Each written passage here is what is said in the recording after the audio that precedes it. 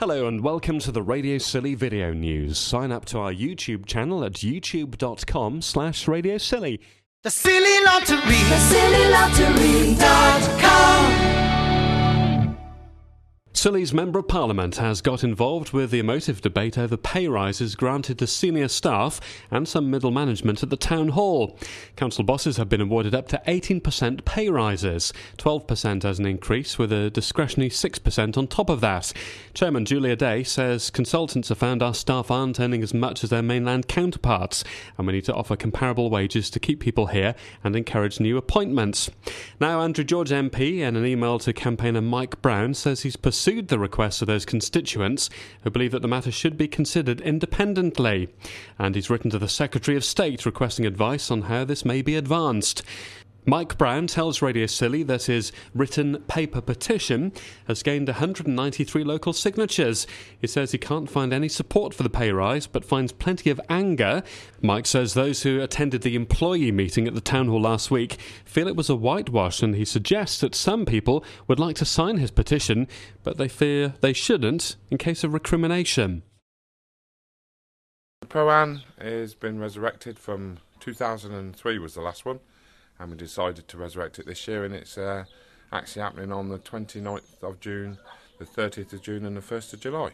Why have you decided to bring it back then after such a long time? I was around the mainland last August playing a Pro-Am up in Somerset, and some of the pros said they'd like to come back and play again. It's been a long time, but the logistics of it wasn't easy because last time the BIH sponsored all the seats for the pros and it was cost effective. But once they pulled out the sponsorship, it wasn't. And this year, all the pros said, well, that's no problem, we'll pay for ourselves to come.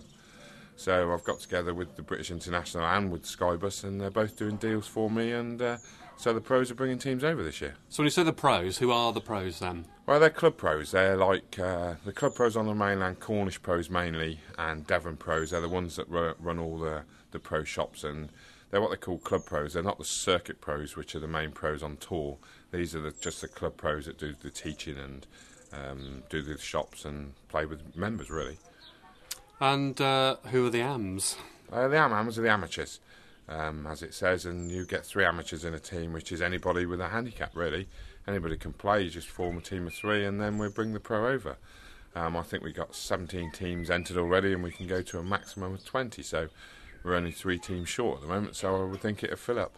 So you're looking for anybody that wants to get involved? Yeah, there is. We have a singles competition on the Tuesday, which is the President's Cup, which was Clive Mumford donated that cup in 1993 in memory of his father, Tregartha Mumford. It was named after Clive's father, who was a big golfer at the club.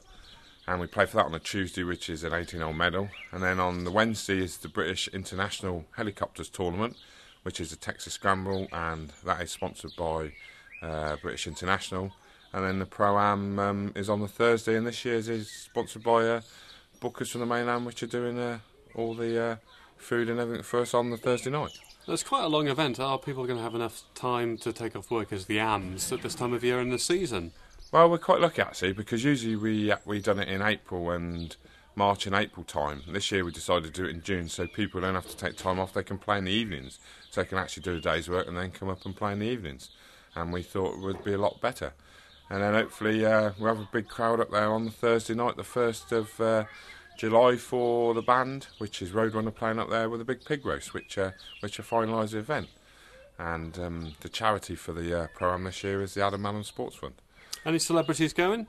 Yeah, we've got, as most people know, the bowling green is being opened this year, and it's being opened on Tuesday the 29th of June, and Mr. David Rees-Jones has come over with his wife, who was David Bryant's World Championship pairs partner. They were World Championship champions for 10 years running, and he's also played for Wales 13 years running, and also he's a big commentator on the BBC, 25 years commentating on the BBC.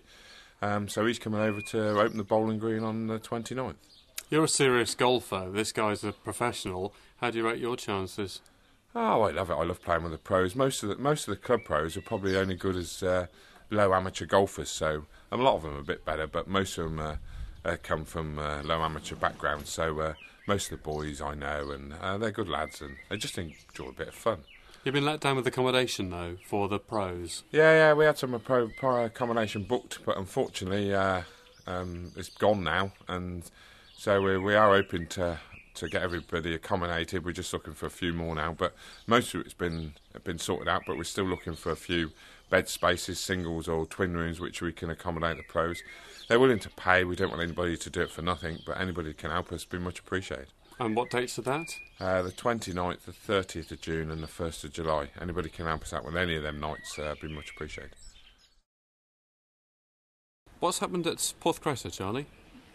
I got a report from one of the council officers today that for the second time a pane of glass in the front door to the shelter has been broken. So I went down early and had a look at it, and sure enough there is a smashed panel. Is this vandalism? It looks to be vandalism. I mean, we can't say for sure because I haven't got any witnesses to it at the moment, but it looks very much like it. The door has got a soft closing option, so I'm guessing that it's not wind that's sent the door smashing through to the closure. So I'm going to be treating it probably as vandalism at this time. You've had reports that people are congregating around there. Yeah, as I was down there was a chap came up to me. I'm not sure who he was, but he said that he'd seen last night a group of teenagers hanging around inside there. He considered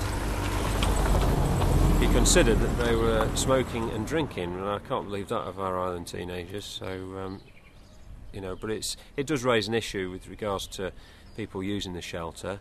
It's for everybody there, tourists and locals alike, and it's obviously the registry office access point as well, so it's not particularly pleasant for anybody who wants to use it for legitimate reasons if there's a group of teenagers riding their bikes and skating their skateboards around inside.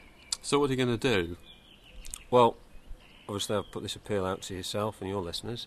I'm going to be keeping a close eye on the place over the next couple of weeks, and just to see if we can identify anybody that does frequent the shelter, and probably ask them if they've seen or heard anything and have got any information that may identify the cause of the damage and any offences that have taken place. So you don't think it was an accident? I don't think it was an accident because of the level of the damage. It appears that something has hit the glass, whether it be by accident a skateboard or a bicycle wheel or something has flicked and hit it, or whether it's somebody that's kicked a football against it. I don't know, but either way, it's damage caused. It's going to cost taxpayers money to repair and replace.